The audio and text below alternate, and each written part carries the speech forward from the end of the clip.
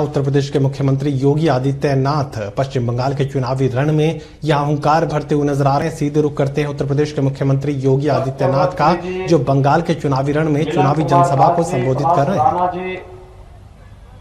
अशोक पुकायत जी, अरुण घुमिया जी, दिलीप जाना जी, असित मंडल जी, कैलाश चंद भुइया जी और यहां पर लोकसभा के प्रभारी के रूप में काम कर रहे श्री मान सिंह गोस्वामी जी, भारी संख्या में इस सागर असेंबली कॉन्स्टिट्यूंसी से उपस्थित इस क्षेत्र के सभी भाइयों बहनों, मैं मर्यादा पुरुषोत्तम भगवान श्री राम और भगवान श्री कृष्ण की धरती से रामकृष्ण परमहंस जी की और चैतन्य महाप्रभु की इस पावन धरती पर आपके बीच में आया हूं। मैं इस धरती को कोटि कोटि नमन करते हुए आप सबका हृदय से अभिनंदन करता हूं। भाइयों बहनों, बंगाल की धरती भारत की सांस्कृतिक राष्ट्रवाद की धरती है। जब भी भारत किसी चुनौती से घिरा है, बंगाल भारत को उस कालखंड में मार्गदर्शन देने के लिए उपस्थित रहा है। याद करिए, कवि चैतन्य महाप्रभु ने इस पूरे क्षेत्र में अपनी भक्ति से सनातन धर्म को जीवित रखने का कार्य किया था और कभी रामकृष्ण परमहंस ने अपनी साधना से बंगाल की धरती को एक नई ऊंचाइयां दी। कभी इस धरती से नेताजी सुभाष चंद्र बोस ने भारत की आजादी का बिगुल फूंका था और कहा था, तुम मुझे खून दो, मैं तुम्हें आजादी दूंगा। और बंगाल की ही धरती है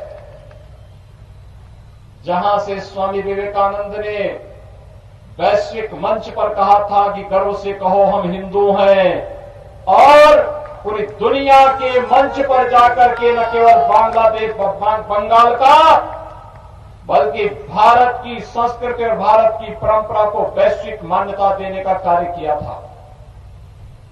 ये बंगाल की धरती है जहां गुरुदेव रविंद्रनाथ टैगोर ने भारत का पहला नोबेल प्राइज प्राप्त किया था और भारत को राष्ट्रगीत देकर के पूरे भारत में आजादी के बाद राष्ट्रगीत के रूप में किसी की कृति को महत्व मिला था तो गुरुदेव रविंद्रनाथ टैगोर की कृति जनगण मन को मिला। और भाइयों बहनों, ये बंगाल की ही धरती है जिसने भारत को राष्ट्रगीत दिया वंदे मातरम के रूप में, जो भारत की आजादी का अमर गीत बन गया, जिसको गाते गाते हमारे क्रांतिकारी फांसी के फंदे पर झूल जाते थे, लेकिन विदेशी आक्रांताओं की, विदेशी फिरंगियों की गुलामी को उन्होंने स्वीकार नहीं किया। ये बंगाल की धरती है जहां से नेताजी सुभाष चंद्र बोस ने और डॉक्टर श्यामा प्रसाद मुखर्जी ने भारत की आजादी के बिगुल को एक नई ऊंचाइयां दी थी। और इसलिए बंगाल की धरती हमारे लिए अनेक प्रकार से पवित्र धरती है।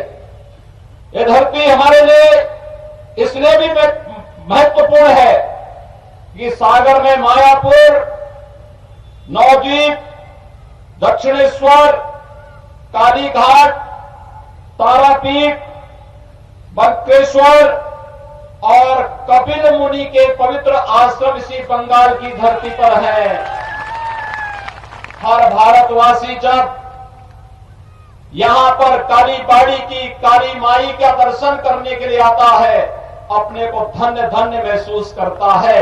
और आज तो मुझे आपके बीच में आकर के इस चुनावी सभा के माध्यम से बंगाल की इस धरती को प्रणाम करने का एक अवसर प्राप्त हुआ है। मैं इस धरती को कोटि कोटि नमन करते हुए आप सबका हृदय से अभिनंदन करता हूं। भाइयों बहनों,